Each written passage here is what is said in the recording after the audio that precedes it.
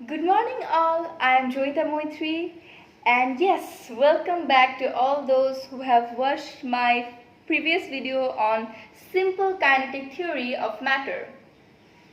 So yes, in the last video I have said you that today I will only speak about one state of matter. So are you done with your guesses about which state of matter will I speak about? So yes, let's reveal it, it's gas. So we will be only speaking about gas today. So in the previous video I have spoken about some of the basic things, and to actually study more about gas we need those basic knowledge. So today's thing we will actually study the properties of gas, not the properties that we have studied before, but actually the properties relating to some laws and some equations. Sounds fun, right? I love equations too. Alright, so basically the properties that we get about gas in this part of the chapter, it is based on three terms, that is pressure, volume and temperature, provided that the mass of the gas is constant. So when the mass of the gas is constant, these three terms are linked together and basically made conditions to describe the properties of gas. So basically, as I said, there are three laws making three different equations. So let's get started with the first law, which we term as Boyle's law. So what does Boyle's law actually state? Let's listen to the condition first. Boyle's law states that for a fixed mass of gas at constant temperature, the pressure of the gas is inversely proportional to the volume of the gas. So let's see what we have here. We at first have fixed mass, and the second thing we have is temperature, fixed temperature. So what do they say? For fixed mass and fixed temperature, pressure of the gas is inversely proportional to volume. Alright, so what happens when the temperature is constant and the mass is constant? How, if the volume basically decreases, what will happen to the pressure? Don't just follow this and just jump to the answer that yes, if the volume decreases, pressure will increase. No. There is time to actually follow the equation. We have more time when we will be doing math. But why did we actually learn so much about solid, liquids and gas in the previous video? So that we can actually use our knowledge and understand why is this logic made. So why will the pressure be inversely proportional to volume if the temperature of a fixed mass of gas is constant? Any guesses? Any idea? Anyone? Alright, I can see a lot of people trying to answer. So once again I will answer on behalf of you. So yes, to explain this I will bring you one of my friend to meet you. So here comes my friend. So alright, let me show my friend to you.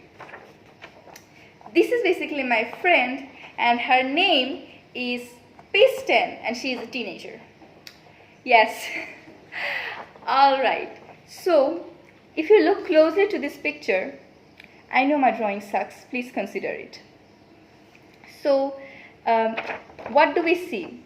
In the first one, this is a container filled with piston and here is basically trapped gas. So what is the change from this picture to this picture? That is, the piston is pushed downwards and this is basically the trapped gas. So basically,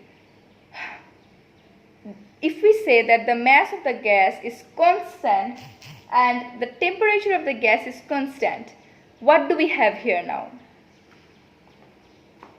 What do we have here?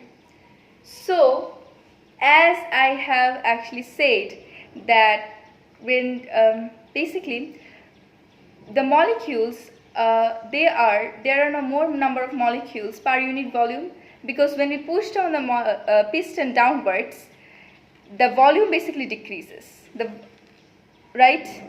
The volume is decreasing. We can clearly see that. So when the volume is decreasing, the number of molecules, it is not changing, right? So what happens is when the volume decreases, there are now more number of molecules per unit volume. So we already know that the molecules, they move in high speed and they collide with each other and also with the walls of the container. Okay?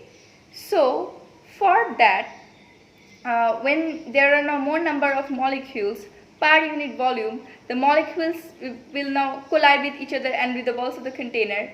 And basically, what does collision cause? Collision basically exerts a force on the walls of the container. So now this means that there are now more collisions per unit the walls of the container, and hence there is now more force per unit area of the walls of the container. And according to our basics again, what does pressure equals to? Pressure equals to force by area. So we have now more force per unit area. So this is basically pressure, and that is why since there is more force per unit area, the pressure is now increased, and hence that is why we say that for a fixed mass of gas, when the temperature is constant, if the volume decreases, the pressure will increase. So the pressure volume ratio is inversely proportional. So now let's go back to the equation. We have proportional sign. So what do we do if we have proportional sign? We bring in constant K. Absolutely right. So P equals to K1 by V. You can also write it as K by V. It is all the same. So now what do we do? Cross multiplication. PV equals to K. So what does this mean? PV equals to K. It means the product of pressure and volume is always constant, provided that temperature and mass is constant. So hence we can write that P1V1 equals to P2V2. So how many of you have understood how did I get from this to this? What have I said? I have said that the product of pressure and volume is always constant unless these two things does not change. So when the product is always constant, we can say that the product of initial volume and initial pressure is the same as the product of the final volume and the final pressure, isn't it? And it is actually all the same. P1V1 equals to P2V2 equals to P3V3. It will always go like this, provided again these are constant. So this is basically our equation that we use, and we do have a graph for this equation. That is, if they are inversely proportional, it will look like this, the PV graph. I kind of find graphs very cool for one reason, because it makes me feel that I am studying mature stuff. I don't know why I feel this.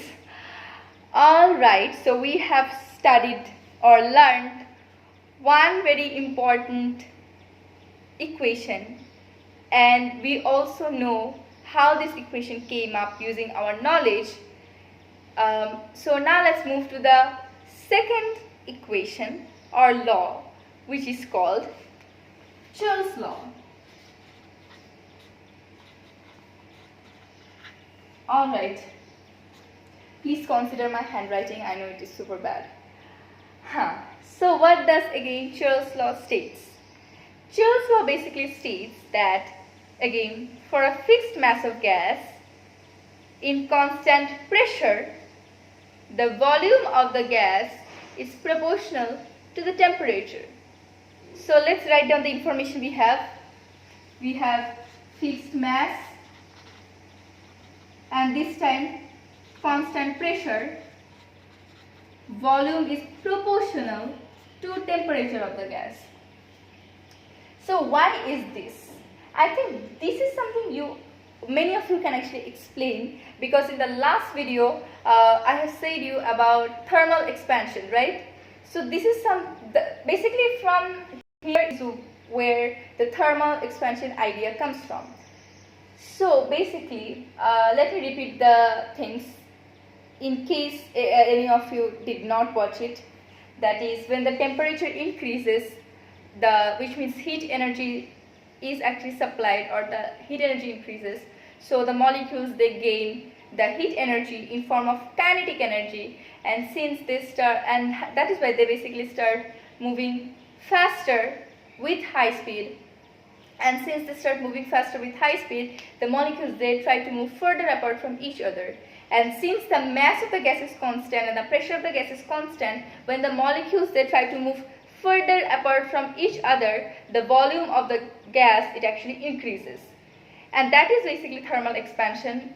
Thermal expansion is actually explained from this equation.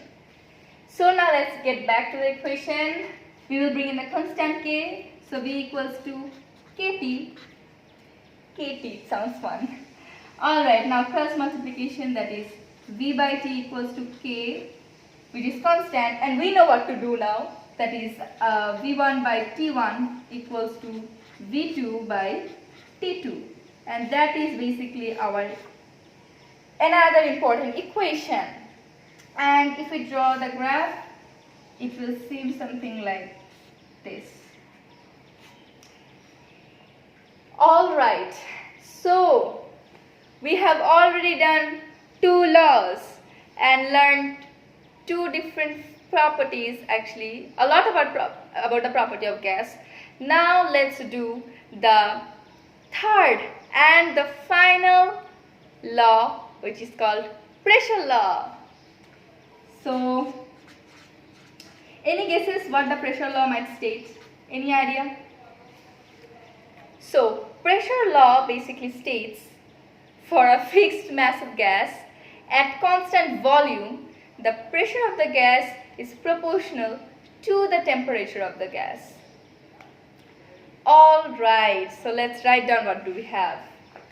Again, we have fixed mass. As I have said, the mass is always constant for these 3 laws, and we have fixed volume this time. Pressure is proportional to the temperature. Then again, we will not jump to the equation first, but try to understand using our basic knowledge why this is implemented. So I will again bring my tin piston friend to you all. So now basically we will actually only consider one of them. Since our volume is staying constant, so we can actually consider one of them. So what do we have here? The mass of the gas, trapped gas, it is fixed. Volume of the gas, it is fixed. So what will happen when the temperature increases? So when the temperature increases, the molecules, as usual, they gain the heat energy in form of kinetic energy, and hence they start moving faster with higher speed. And since they start moving faster with higher speed, there will be now more successive collisions between the molecules and with the walls of container, and also the collisions will be harder since they have got more kinetic energy. So since now they will collide harder with the walls of the container, the force per unit area is increased because the collisions are harder, so force increases. So since force per unit area is increasing, we can say that our pressure is increasing. So we can say that for a fixed mass of gas, when the volume is constant, if we increase the temperature, the pressure also increases. So we will, as usual, bring in the constant K. P equals to Kt, P by T equals to K, and then what? Anyone? Absolutely right. P1 by T1 equals to P2 by T2, and the graph will actually seem like this. And with that, we are actually done with the 3 most important laws relating to gas. And now that we know, I will actually show you one different thing. It is not a new thing or a new equation, but I will actually show you a way, basically from one single equation, how you can derive the three equations we have just learned from one single thing. Sounds fun, right? Alright, so let's get started. But before that, let me take a new page, because as you can see, I have lack of space. I hope it is super cool to you as well, just like it is to me, because I personally have felt it so cool. And I think deriving the three equations from one, it is not a new thing, but it is just, I'm doing it for fun, just to show you that yes, you can actually derive the three equations from one single equation, or basically relation, just to show you that there is a way. So basically the main thing over here is PV by T equals to K. K is the constant. So that is the main equation over here, that is PV by T equals to constant K. So what do we do now? We all know P1 V1 by T1 equals to T2 V2 by T2. From these we will be deriving the three equations. So what do we have in our Boyle's law? Mass is constant obviously, but temperature constant. Alright? So what does this mean? If the temperature is constant, T1 is equals to T2. So what will happen if T1 is equals to T2? They will cancel each other. So if T1 get cancels with T2, what are we left with? We are left with P1 V1 equals to P2 V2. Isn't that the Boyle's law? Oh dear. Let's try out Charles' law. What do we have in Charles' law? What do we have? Come on, say. Fixed pressure. So, fixed pressure means P1 equals to P2. So, let's see. P1 equals to P2. If P1 is equals to P2, then again they will cancel each other. So, what are we left with? V1 by T1 equals to V2 by T2. That is the Charles' law. Let's try pressure law. We have volume constant. So, V1 equals to V2, they cancel each other, so we are left with P1 by T1 equals to P2 by T2, which itself is the pressure law. So you see, from one single equation, we can actually derive the three different equations we have just learned. Basically, it's not an equation, but it's a relationship, that PV by T, it is always constant. That is a relation. So, was that fun? It's not a new way, but I found it super cool. So since now we have learned so many things, we now have the basic idea about the three states of matter. We have learned three different equations stating different properties of gas with different conditions. Let's try out doing a math relating to these equations. Alright, so I have actually collected one question already for you. But before that, let me bring in the question for you all.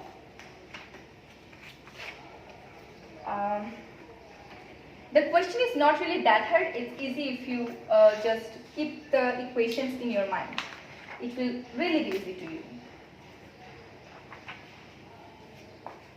So let's bring in the question first, so that if any one of you wants to read, you can actually read it now.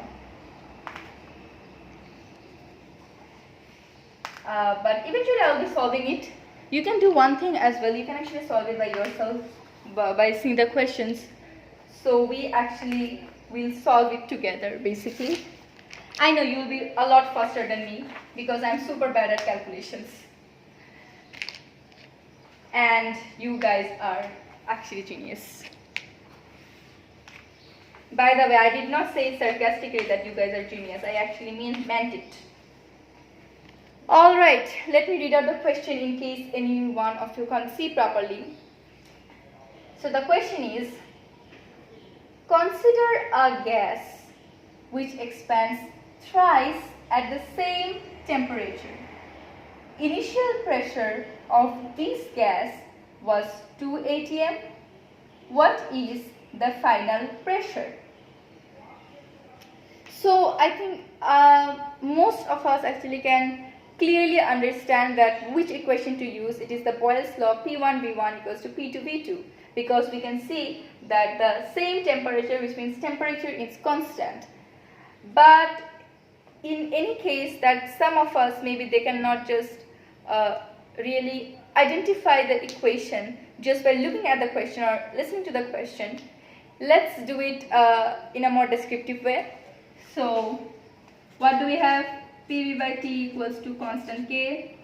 Come on, say me, response a little. P1V1 by T1 equals to P2V2 by T2. So we have the same temperature, which means T1 is equals to T2. So T1 cancels T2 off, so we are left with P1V1 equals to P2V2. And that is our equation. So what are we asked to find? Final pressure, which is P2, right?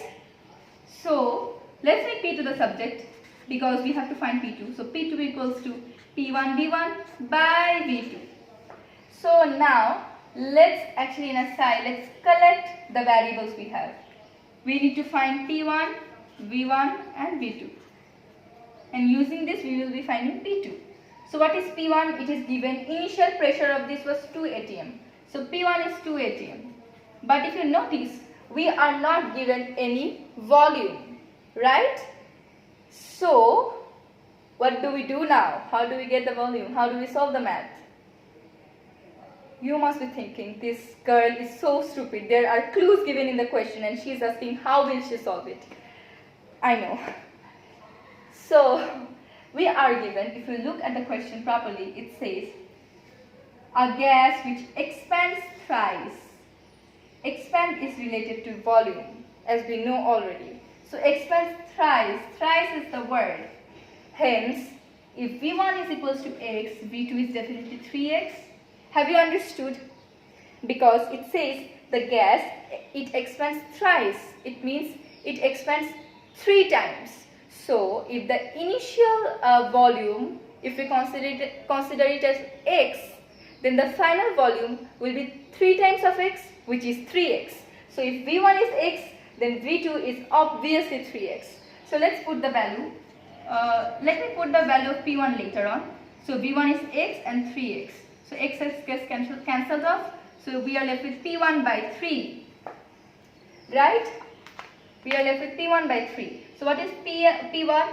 It is 2 atm. So we know what is atm. Atm is 1 standard atmospheric pressure and it has a value of 1.013 times 10 to the power 5 Pascal, and we already know it. So since it is 2 atm, so it is 2 times 1.013 times 10 to the power 5 Pascal divided by 3.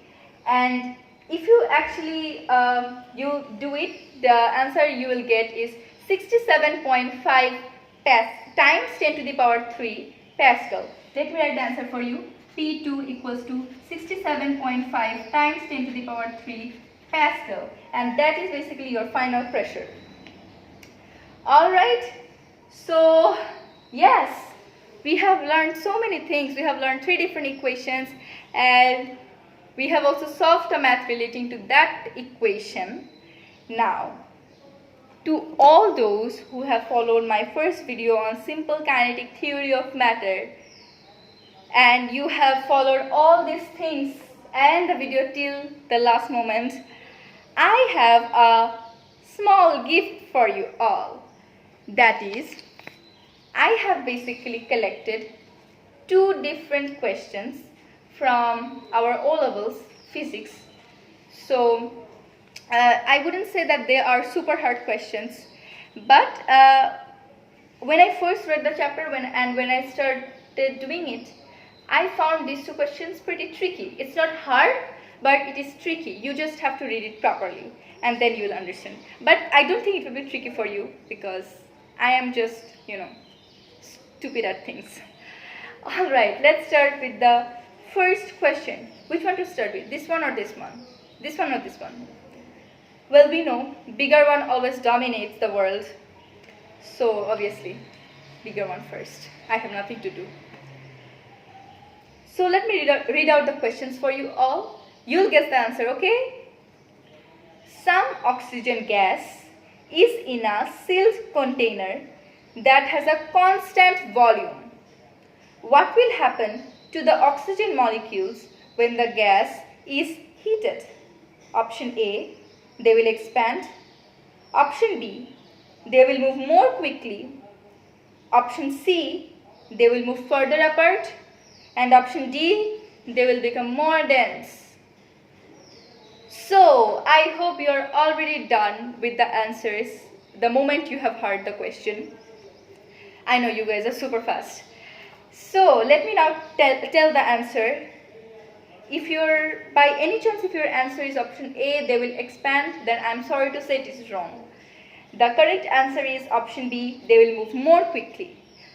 But, why is this? If temperature increases, the volume of the gas, it must increase, the gas must expand, right? What are they saying? Well, you must not have heard very properly that it already states the gas is sealed in a container that has a constant volume. So when the volume is constant, what do we do? When the volume is constant, the pressure is proportional to T, temperature. So basically when temperature increases, pressure increases. So the pressure will increase, but we don't have pressure here.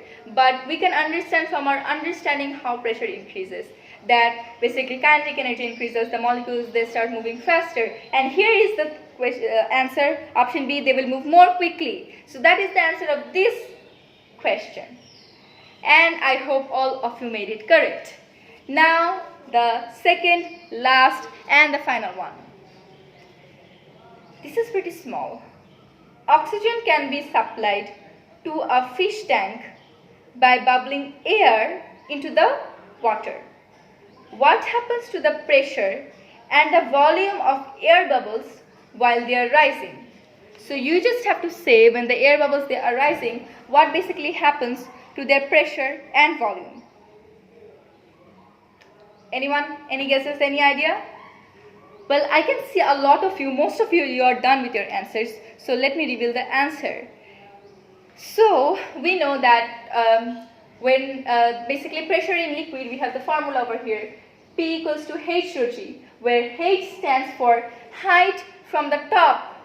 So when air bubbles they are rising, it means that height from the top they are actually decreasing. So which means pressure is decreasing. And from Boyle's law we know pressure is inversely proportional to volume, isn't it? So when pressure is decreasing, volume will definitely increase. So our answer is pressure, what? Say it. Pressure decreases, volume increases. And yes, with that we are basically done with simple kinetic theory of matter with my 2 videos. And this is actually one of the most interesting chapters to me from thermal physics. But yes, I think all the chapters of thermal physics are really fun. It is my favorite section of physics. And yes, before I actually reach to the end of the video, I am very thankful to all of you who have watched it till the end. And I hope it was helpful to you. If anyone of you again is helped by the video, that is actually a great pleasure for me. And I have an announcement for you all. Basically, that if you have liked my first video on digestive system, then my second and third video on simple kinetic theory of matter, and very soon my other videos will come up on thermal physics. I will complete the entire section of thermal physics. You can actually request in the comment section below if you want any chapter from any subject like physics, chemistry, biology, additional math or literature. Yeah, those are the subjects I at least can do a little bit. So if you want me to actually discuss about any chapter from those subjects, you can write it in the comment section below. Write the name of the subject, the name of the chapter, and of course write your name. And yes, you can also add any question if you have from that specific chapter. So at the end of the video, I will then bring your question into the video, just like I did the 2 MCQs today. So yes, I hope you all enjoyed, and then again, I'm superbly thankful to you all. And yes, stay home, stay safe, and what? Yes, stay cool. And yes, thank you very much to all of you.